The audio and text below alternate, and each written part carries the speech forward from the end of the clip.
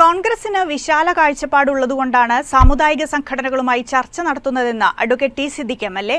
സമസ്തയുമായി കോൺഗ്രസ് നേതാക്കൾ നടത്തിയ ചർച്ചയെക്കുറിച്ച് മാധ്യമപ്രവർത്തകരുടെ ചോദ്യത്തോട് പ്രതികരിക്കുകയായിരുന്നു അദ്ദേഹം.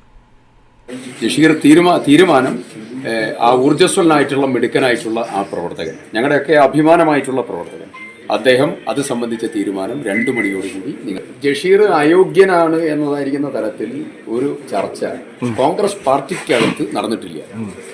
ജഷീർ കൊള്ളാവുന്ന ആളായിരുന്നു. 1-ലധികം സീറ്റുകളിൽ ജഷീറിന്റെ പേര് പരിഗണിച്ച് ചർച്ച ചെയ്ത പാർട്ടിയാണ് കോൺഗ്രസ്.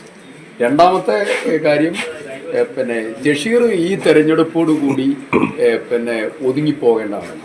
ജഷീർ ഭാവിയിലേക്കുള്ള ഒരു കരുത്തുറ്റ കോൺഗ്രസിന്റെ സമ്പർക്കം, അത് നല്ല രീതിയിൽ മുന്നോട്ട് കൊണ്ടുപോകാനുള്ള നടപടി പാർട്ടി തലത്തിൽ. 2 സ്ഥാനാർത്ഥികൾ നിങ്ങൾ വിമതരാണെന്നൊക്കെ പറഞ്ഞാൽ അവർ പരസ്പരം കൈകൊടുത്ത് തിരിയാണ്. അപ്പം എല്ലാവരും പിൻവലിക്കും. ഇപ്പം ജഷീർ പള്ളി വയൽ സ്വാഭാവികം അത് അദ്ദേഹമൊക്കെ നമ്മളൊന്നും പാർട്ടി കമ്മിറ്റഡ് ആയിട്ടുള്ള ആളല്ല. അത് ബിനോയ് ജേക്കബ് അടക്കം പിൻവലിക്കും. അതിൻ്റെ ചർച്ചകൾ നടക്കുന്നുണ്ട്.